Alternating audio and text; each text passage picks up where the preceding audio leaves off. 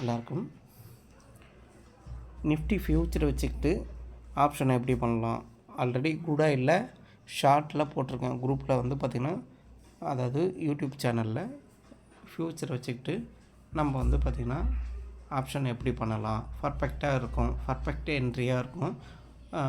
பிகினர்ஸில் இது ஃபியூச்சருக்கு வந்து ஃபியூச்சர் சேட்டை வச்சுட்டு ஆப்ஷன் ட்ரேடிங்கை எப்படி பண்ணலாம்?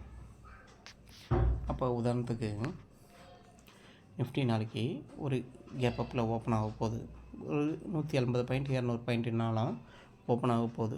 அப்போ ஓப்பனுக்கு அப்புறம் அங்கே என்ன நடக்க போகுதுன்னா, ஏன்னா ஜிடிபி க்ரோத் வந்து 8 பாயிண்ட் சம்திங்கில் வந்து வந்திருக்கு, ரிப்போர்ட் வந்திருக்கு. அந்த ரிப்போர்ட்டுக்காக ஒரு கேப் அப் பண்ணலாம். அப்போ கேப் அப் பண்ணும்போது இப்போ சப்போஸ் ப்ரீவியஸ் டே உடைய ஐக்கு மேலே ஓப்பன் ஆச்சுன்னா மந்த்னுடைய ஹையும் ப்ரீவியஸ் டே உடைய கேண்டிலில் 127 இதை பற்றி நான் குரூப்பில் யூடியூப்பில் சொல்லியிருக்கேன். அதனுடைய ஹையும் ரிவர்ஸில் எடுக்கிறதுக்கு வாய்ப்பு அதிகமாக இருக்கும். சப்போஸ் இதனுடைய ஹையை சப்போர்ட்டாக எடுத்துகிட்டு மந்த்லினுடைய ஹையை அகெயின் பிரேக் பண்ணதுன்னா ஃபஸ்ட் அட்டம்ப்டில் ஃபெயிலியர் தான் இருக்கும். செகண்ட் அட்டம்ப்டில் இதை வந்து கன்சிடர் பண்ணும்போது இது நல்லா ஸ்ட்ராங்கஸ்ட்டாக போகிறதுக்கு உண்டான பாசிபிலிட்டி அதிகமாக இருக்கும் அப்சைடுக்கு.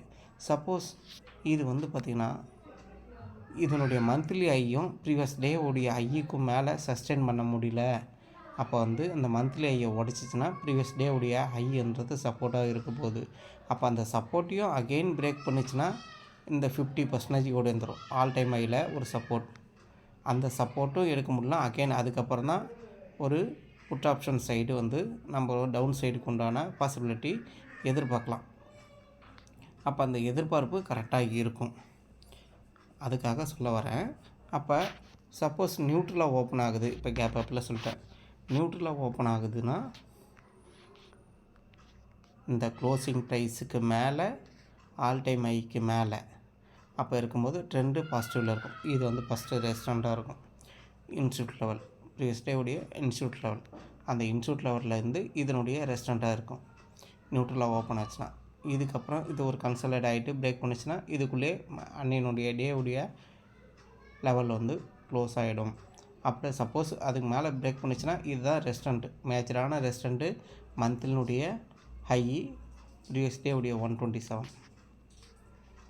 அதே டவுன் சைடுக்கு நம்ம எதிர்பார்க்க போகிறோன்னா இந்த ப்ரீவியஸ் டேவுடைய க்ளோசிங் ப்ரைஸு கீழே ஆல் டைம் ஹை கீழே அப்படின்றம்போது இது டவ் தியரி கான்செப்டோட கீழே இறங்கிறதுக்கு வாய்ப்பு அதிகமாக இருக்கும். அப்போ கூடால அடிஷ்னலாக டெரிவேட்டிவில் என்ன மாரி நம்ம இம்பேக்ட் பண்ணிருக்காங்கன்னு சொல்லிட்டு நம்ம ரிசர்ச் பண்ணிங்கன்னா, அப்போ 25,300 26,300 26,200 ஷேடல் போட்டிருக்காங்க. அந்த ஷேடலுக்கு உண்டான என்ன இது இம்பேக்ட் ஆக போகுதுன்னா, ஆக மொத்தமும் 26,450க்கு மேலே வந்து பாசிபிளாக ஓப்பன் ஆச்சுனாலுமே அகெயின் ஒரு ஃபால் கொடுத்துட்டு தான் அகெயின் அதுக்கப்புறம் மார்க்கெட் மூவ் ஆகிறதுக்கு பாசிபிளாக இருக்கும். அப்போ இது கீழே வந்து டவுன் பண்ணும்போது இதனுடைய ப்ரீவியஸ் டேவுடைய லோன்றது மேஜரான சப்போர்ட், அந்த சப்போர்ட்டையும் பிரேக் பண்ணதுன்னா இதுக்குள்ளே கேண்டில் வந்து முடிகிறதுக்கு வாய்ப்பு அதிகமாக இருக்கும் அன்னையினுடைய டே. ஏன்னா நம்மளுடைய ஸ்ட்ராட்டஜியை பொறுத்த வரைக்கும் ஒரு வாரத்துக்கு உண்டான லெவல்ஸ் அப்படியே இருக்கும். டேக்கு மட்டும் அன்னன்னைக்கு மாற்றிக்கிட்டு இதனுடைய லெவல்ஸை நோட் பண்ணலாம். சரிங்களா? இப்போ தெளிவாக நீங்கள் பாருங்கள் இது எப்படிலாம் ரியாக்ட் ஆகிருக்குன்னு, நம்மளுடைய சப்போர்ட் ரெசிஸ்டண்ட்டு எப்படிலாம் ரியாக்ட் ஆகிருக்குன்னு பாருங்கள். நான் ஆல்ரெடி குரூப்பில் கொடுத்துருக்கேன். பவர்ஃபுல் சப்போர்ட் ரெசிஸ்டண்ட் வந்து பார்த்திங்கன்னா இதை ஃபாலோ பண்ணும்போது என்னுடைய ஓன் அனாலிஸ் புக்ஸை ரீட் பண்ணி மற்றவங்களுக்கு கிளாஸை இது பண்ணிட்டோ அது மாதிரி நம்ம சொல்லித்தரத்துக்கு வரல. மார்க்கெட்டு சிம்பிளாக என்ன சொல்ல வருது அதை பற்றி தான் சொல்ல வரேன். சரிங்களா? இது தான் இதனுடைய ரெசிஸ்டண்ட்டு சப்போர்ட்டு. இந்த லெவலில் நீங்கள் என்ன வேணால் நோட் பண்ணிக்க. ஒரு வாரம் கழித்து கூட எனக்கு கமெண்ட்ஸில் சொல்லுங்கள். சரிங்களா? இதனுடைய சப்போர்ட்டு ரெசிஸ்டண்ட்டு எப்படி ஆக்ட் ஆகுதுன்னு சொல்லிட்டு நீங்கள் ஸ்க்ரீன்ஷாட் எடுத்து கூட நீங்கள் வாட்ச் பண்ணி பாருங்கள். அதுக்காக சொல்கிறேன். சரிங்களா? டெலிகிராம் சேனலில் ஃபாலோ பண்ணிங்க, யூடியூப்பை சப்ஸ்கிரைப் பண்ணிங்க. சிம்பிளாக தான் இருக்கும். ஏன்னா மொபைலில் தான் எனக்கு டைம் இல்லை, மொபைலில் தான் ரெக்கார்ட் பண்ண முடியும். ஏன்னா நான் ஒரு ஆட்டோ டிரைவர், சரிங்களா. போஸ்ட் கிராஜுவேஷன் ஆனால் பட் ஆட்டோ டிரைவர் 5 இயர் மார்க்கெட்டில் ஒரு எக்ஸ்பீரியன்ஸ் இருக்குது, சரிங்களா. இந்த ட்ரெண்ட் லைன்லாம் நீங்கள் போட மாட்டிங்கனாலும் போடலாம். அப்போ ட்ரெண்ட் லைன்னால் வந்து மேக்ஸிமம் வந்து பார்த்திங்கன்னா ட்ரெண்ட் லைன்னால் எப்படி நம்மளுக்கு ஆக்ட் ஆகும். அப்போ இந்த ட்ரெண்ட் லைனை நீங்கள் ஃபேஸ் பண்ணும்போது இது இங்கே வந்தவொடனே எல்லோரும் நீங்கள் என்ன நினைப்பீங்கன்னா, இங்கே வந்தவொடனே பிரேக் அவுட்டுன்னு நினைப்பீங்க. ஆனால் அது கிடையாது. அதனுடைய பிரேக் அவுட்னால் இதனுடைய பாட்டம்ஸ்க்கு அப்புறம் தான் பிரேக் அவுட். இதனுடைய ஏற்கனவே வந்திருக்க ஷுங்கு, இந்த ஷுங்குக்கு அப்புறம் இதுக்கப்புறம் தான் மட்டும்தான் மந்த்லி ஐக்கு மட்டும்தான் இதனுடைய பிரேக் அவுட் லெவல். அது வரைக்கும் இதுக்குள்ளே இருக்கும்போது இதனுடைய பிரேக் அவுட்னே நம்ம எடுக்கவே கன்சிடர் பண்ணவே கூடாது. இது ஒன்று.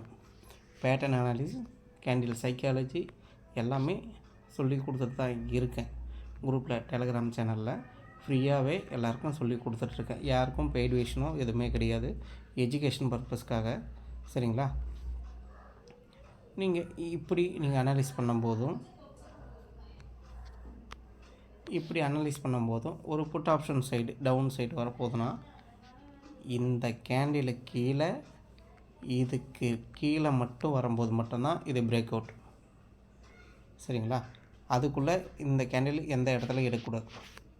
அது அப்சைடு பிரேக் அவுட்னா இந்த 26,495 அப்போ 25,500க்கு அப்புறம் தான் இதனுடைய பிரேக் அவுட் லெவலாக இருக்கும். இதுக்குள்ளே ஜிக்ஸாக் மோடில் எல்லாரையும் காஸ்ட்டு எஸ்எல் ஹிட் பண்ணுறதுக்கும் லாஸ் பண்ணுறதுக்கும் ஓவர் ட்ரேட் பண்ணுறதுக்கும் வாய்ப்பு அதிகமாக இருக்கும், சரிங்களா.